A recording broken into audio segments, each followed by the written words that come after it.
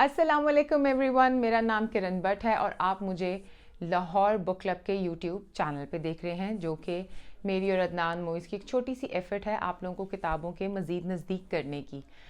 इतने दिनों में वीकेंड्स पे आप लोग हमारे वीडियोस देखते हैं और हम अप्रिशिएट भी करते हैं, जिसमें हम लोगों ने कुछ फ़िक्शन, नॉन फ़िक्शन, कुछ नेशनल सिक्योरिटी के हवाले से किताबों का रिव्यू किया और हम लोगों को बहुत ज़्यादा पॉजिटिव फ़ीडबैक अभी तक उसका मिल रहा है और इंशाल्लाह आगे भी मिलता रहेगा।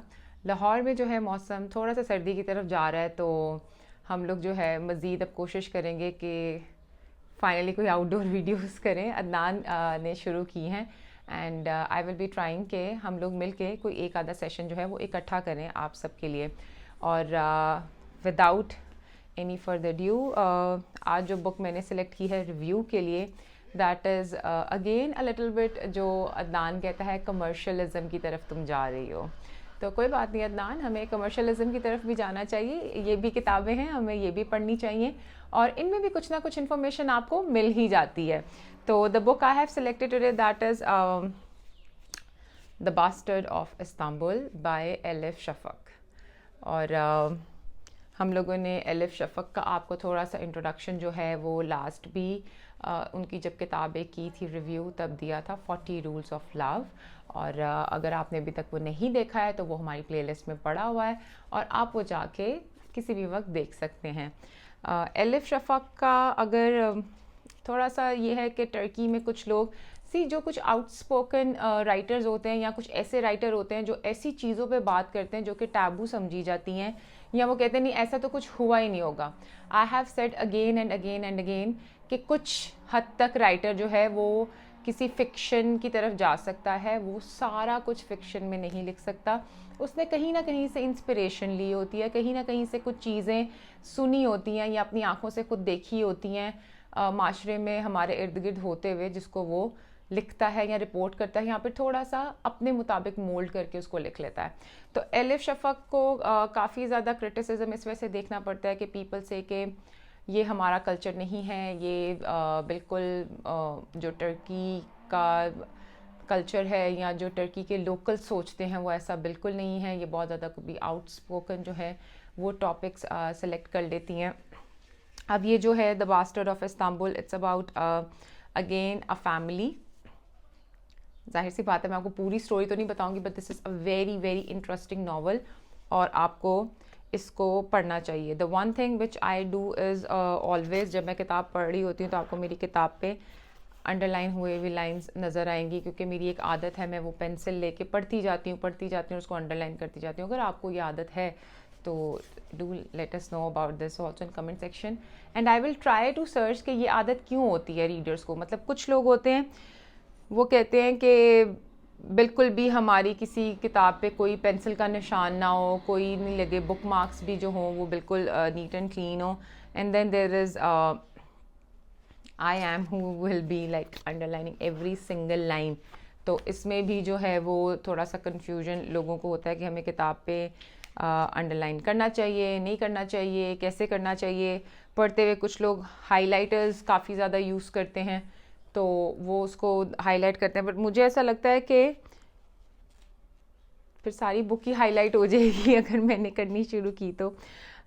इसमें मैं आपको एक चैप्टर है 7, उसमें से कुछ एक जो 2 लाइंस हैं वो पढ़ के सुना देती हूँ। And that is, it had been more than 2 hours since she had woken up, but Isa Kazanji was still lying in bed under a goose feather quilt, listening to myriad sounds only Istanbul is capable of producing, while her mind meticulously composed a personal manifesto of nihilism. Article 1.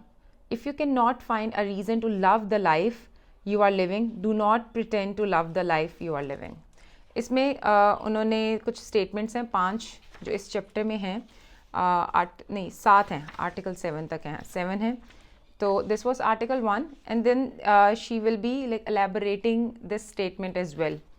ये article 1 है। Article 2 will be the overwhelming majority of people never think and those who think never become the overwhelming majority, choose your side.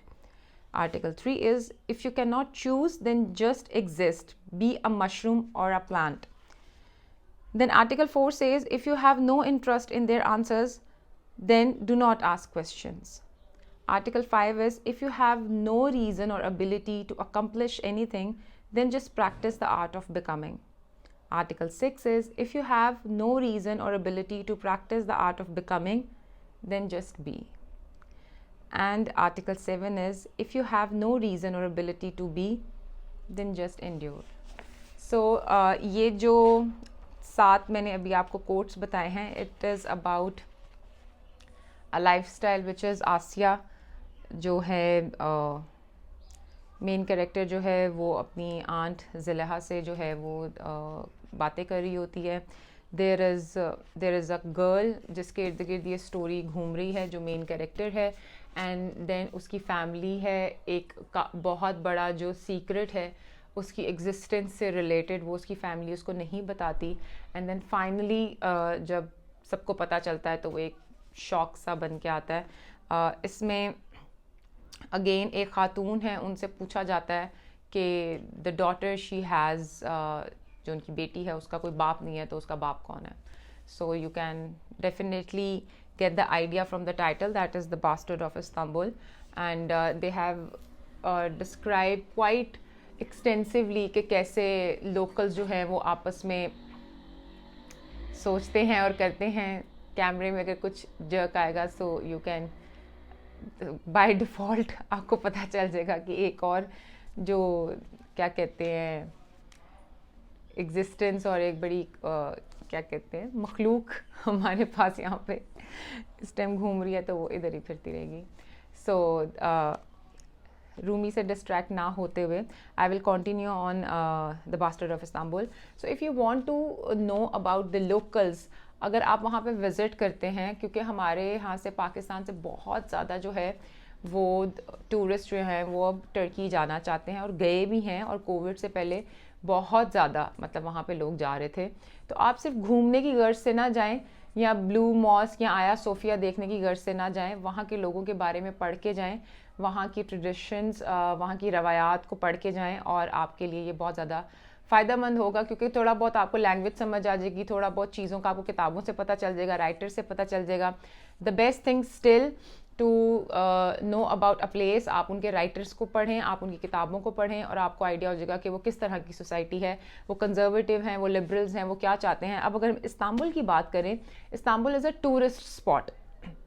तो वहाँ पे आप अगर जाके कहें कि इस्तकलाल स्ट्रीट पे आप टर्की का कल्चर देख रहे हैं, तो ऐसा नहीं है. That is for tourist. वहाँ पे अरब्स बहुत ज़्यादा हैं, वहाँ पे और मुल्कों से आए हुए लोग बहुत ज़्यादा रहते हैं, तो उस जगह को आप टर्की का लोकल कल्चर या ट्रेडिशन नहीं मान सकते. इसी तरह अगर हम लोग इस्तांबुल की बात करें, क्योंकि बुक इस्तांबुल पे लिखी हुई है, इसमें सारे शहर को डिस्क्राइब किया गया है कि वो किस तरह की जगह है, ऊंची है, नीची है, ढलान है, वहाँ पे नेल सैलून्स हैं, डॉक्टर्स का जो एक एरिया है वो कौन सा है, आप कहाँ कैसे जा सकते हैं.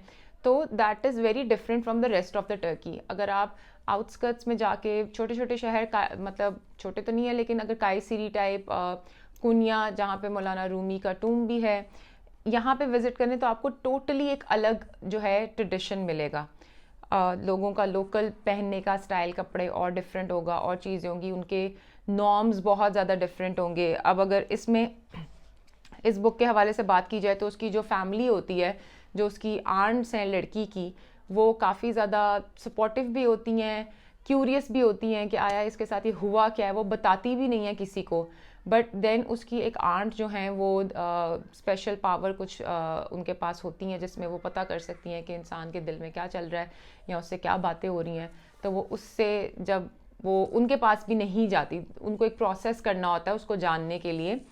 तो वो आपको पता है यहाँ पे भी हम लोग अक्सर किसी इंसान के पास अगर कुछ अल्लाह की तरफ से बख्शा हुआ इल्म हो, तो वो कहते हैं मुझे पता है तुम्हारे दिमाग में क्या चल रहा है, या चेहरा पढ़ के लोग बता देते हैं कि आप क्या सोच रहे हैं इस वक्त. कई दफ़ा उनका तुक्का सही लग भी जाता है, हर दफ़ा नहीं सही होता, बट इसी तरह से उनको इस मतलब ट्रेजेडी का पता चलता है कि लड़की के साथ एक्चुअल में हुआ क्या है.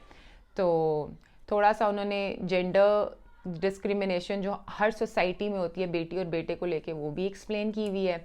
और जो लोकल वहाँ के फैमिली वैल्यूज़ हैं उनको बहुत ज़्यादा एक्सटेंसिवली जो है वो एक्सप्लेन किया हुआ है। लेकिन फिर भी एक ऐसा टॉपिक लेना जिसमें आप एक ऐसी कहानी बच्ची की बता रहे हैं जिसमें उसको उसके बाप का नहीं पता, माँ किसी को बता नहीं रही कि उसका बाप है कौन, या either it was a tragedy और not a tragedy, I am not going to disclose this, you have to read the book and you have to tell us कि आप इसके बारे में क्या सोचते हैं। आर्टिकल्स जो हैं वो मैंने आपको 7 जो है इनके पढ़ के बताए हैं कि ये अपनी आंट से सॉरी डिस्कस कर रही होती हैं चीज़ें, और उसमें ये 7 लाइनें जो हैं वो बोलती हैं सॉरी, तो उसमें हम लोग वो बहुत अच्छी बातें हैं। तो आप जो 7 आर्टिकल्स हैं इसमें हम लोगों ने जो आपको बताए हैं आप उसको भी पढ़, जाहिर सी बात है जब किताब पढ़ेंगे उनको पढ़ेंगे। मैं हमेशा कहती हूँ कि जब भी आप कोई किताब पढ़ते हैं वो आपकी पर्सनालिटी पे बहुत ज़्यादा असर छोड़ती है, आप कैरेक्टर्स के मज़ीद नज़दीक होते हैं, आप उन सिचुएशंस को भी इमेजिन करना शुरू कर देते हैं।